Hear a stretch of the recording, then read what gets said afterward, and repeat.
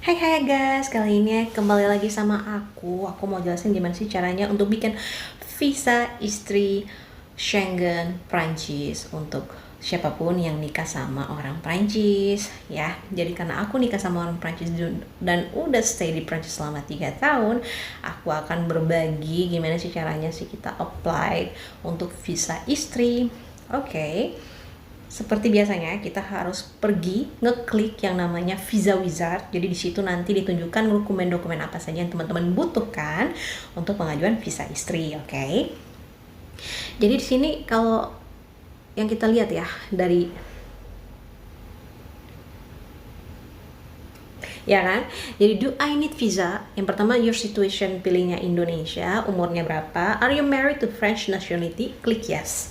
Your stay Indonesia, visa type-nya long stay. Ya, jangan pilih yang short stay, pilih long stay. Oke. Terus main destination of stay French. Your travel document, pilih Indonesia. Terus ordinary passport ya. Kemudian search. Klik search.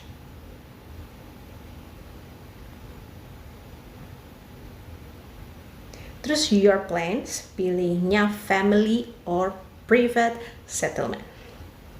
Main purpose of stay, kamu pilih yang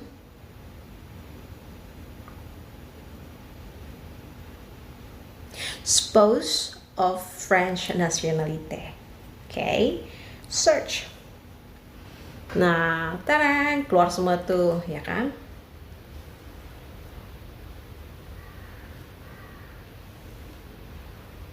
Agak susah ya gini. Jadi udah keluar semua persyaratan-persyaratannya. Jadi dokumen untuk pengajuan visa istri yang pertama adalah foto berwarna plus kartu keluarga yang mencantumkan alamat tempat tinggal terakhir jika Anda adalah warga negara dari tempat tinggal Anda tinggal. Yang kedua, jika Anda warga negara asing, bukti izin tinggal yang legal di Indonesia. Kita nggak perlu karena kita warga negara Indonesia, jadi poin pertama saja yang kita pakai, yaitu foto berwarna plus kartu keluarga yang mencantumkan alamat tempat tinggal terakhir. Ini hanya informasi aja, biar kamu udah pindah ke Prancis ya, otomatis kamu butuh segala sesuatu yang sudah ditraduir atau ditranslate. Jadi kamu harus traduir salah satunya kartu keluarganya, oke? Terus civil status ya, bukti kewarganegaraan Prancis suami atau istri. Biasanya mereka minta yang namanya KTP Prancis dari pasangan kamu, oke? Itu fotokopi atau di scan, dikirim lewat PDF nggak apa-apa, lewat email, oke? Terus yang kedua ini surat-surat pendukungnya itu yang kemarin kita masukin adalah salah satunya itu pembayaran 3 bulan terakhir listrik ya. Jadi situ kan ada alamatnya sama rekening korannya suami 3 bulan terakhir. Terus livret de famille. Livret de famille ini yang nanti kamu dapatkan kalau kamu sudah mendaftarkan pernikahan kamu ke kedutaan Prancis yang ada di Jakarta ya. Jadi kamu nikah dulu nih ya kan. Jadi sebelum nikah kan kamu minta surat kan dari kedutaan kan, celibater itu surat dari untuk ke calon suami kamu kan, surat keterangan celibater. Kalau nggak dia nggak bisa nikah kan. Dan setelah kamu sudah nikah, kamu daftar lagi pernikahan tersebut untuk mendapatkan yang namanya livret de famille. Kalau kamu nggak daftarin, kamu nggak bisa bikin pengajuan visa ini karena yang diminta pasti livret de famille. Karena livret de famille itu adalah kartu keluarga Prancis yang dimana kamu mendapatkan livret de famille karena pernikahan kamu sudah terdaftar secara legal di Prancis ya melalui kedutaan Prancis tersebut. Jadi kamu nggak bisa pengajuan visa kalau belum ada yang namanya livret de famille sama sertifikat de mariage. Jadi sertifikat nikah itu kalau di Prancis kan update-nya setiap 3 bulan sekali. Makanya ketika teman-teman mendaftarkan pernikahan setelah menikah secara sah ya di gereja maupun di KUA, teman-teman harus mendaftarkan kembali ke kedutaan Prancis yang ada di Jakarta seperti itu. Dan ketika sudah didaftarkan, otomatis teman-teman, jadi yang dibawa ya salah satunya adalah buku nikah, ya kan? Yang kedua itu surat-surat dari kedutaan Prancis yang diberikan ke teman-teman waktu teman-teman pengajuan. Jadi kedua surat ini harus dibawa ya. Jadi nanti yang teman-teman dapatkan balik adalah livret de famille akte de mariage, sama buku-buku nikah dan surat-surat lain yang teman-teman berikan sebelumnya. Lebih gampangnya lagi, langsung aja hubungin kedutaan Prancis dan minta tolong bicara sama Madam Cempaka, karena Madam Cempaka itu spesialis untuk ngurusin pernikahan-pernikahan dengan orang Prancis. Oke? Jadi setelah teman-teman mendapatkan semua dokumen penting tersebut, baru teman-teman bisa pengajuan visa istri. Kalau nggak bisa sama sekali. Itu karena itu berarti menandakan pernikahan teman-teman walaupun sudah sah di Indonesia tapi belum terdaftar di Prancis. Makanya teman-teman nggak bisa ke Prancis gitu. Dan setelah itu jangan lupa mentraduir atau mentransfer dokumen-dokumen yang sangat penting. Contohnya seperti KK, kemudian akte kelahiran, kemudian ijazah terakhir kamu. Siapa tahu kamu butuh ya, kalau kamu mau kerja di hotel mereka selalu minta ijazah asli yang ditraduir. Traduir itu ditranslate ya. Dan juga yang paling penting itu adalah kamu harus tapi yang paling penting dari semua itu adalah kakak kamu ya. Kakak, karena kakak kamu ini kakak dari Indonesia maksudnya. Ketika kamu sampai di Prancis, kamu akan pengajuan card vital, karena tanpa card vital kamu nggak bisa kerja, nggak bisa mendapatkan fasilitas gratis dari pemerintah Prancis, atau nggak bisa kamu akses untuk buka rekening bank dan lain-lain. Mereka butuh yang namanya card vital ya.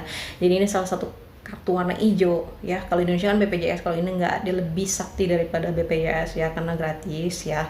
Sebenarnya nggak bisa bilang gratis karena ini dari pajak-pajaknya negara Prancis, orang yang bayar pajak dan segala macam, makanya mereka pakai untuk mempermudah rakyat. Oke? Dan jadi card vital ini mengizinkan kamu untuk bisa bekerja. Tanpa ada card vital kamu nggak bisa kerja. Jadi ini syarat yang paling penting banget. Makanya traduir akte kelahiran kamu dan kakak kamu wajib traduir. Oke? Dan setelah semua itu sudah ditraduir, kamu bisa pengajuan bikin ke CPIM untuk minta card vital. Seperti itu teman-teman.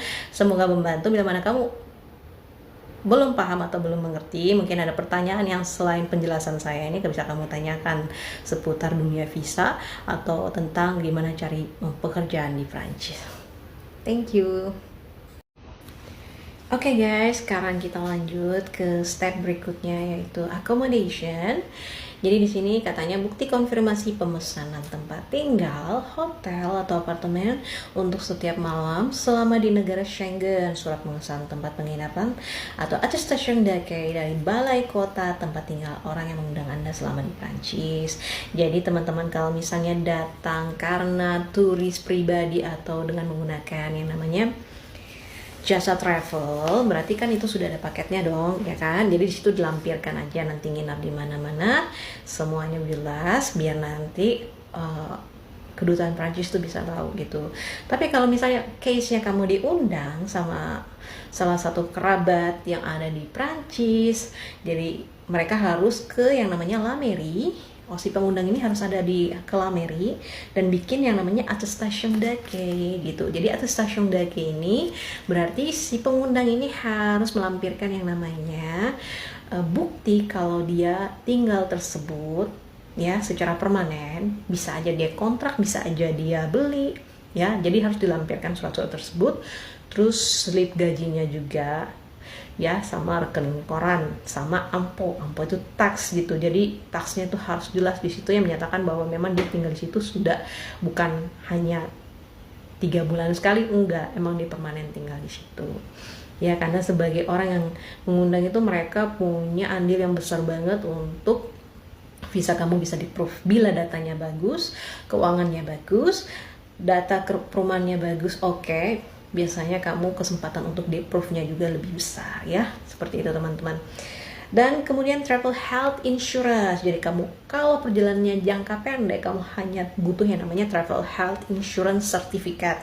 Jadi itu waktu yang dibikin sama teman-teman aku, mereka pakai dari AXA. Karena AXA ini punya asuransi yang dimana bila visa kamu di reject ya, atau nggak di-approve, uang kamu kembali 100%. Uang travel health insurance-nya aja ya, gak semua uang pembuatan visa, enggak, cuma travel health insurance saja yang uangnya kembali ya. Tapi kalau misalnya di-approve, otomatis ya sudah terbayar seperti itu.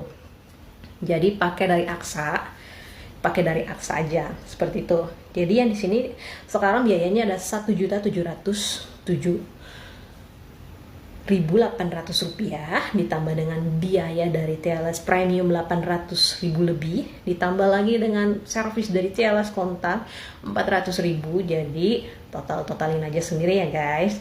Nah, waktu pengajuan itu mereka nunggu yang namanya sudah sekitar seminggu kan, karena waktu pengajuan itu habis lebaran gitu kan.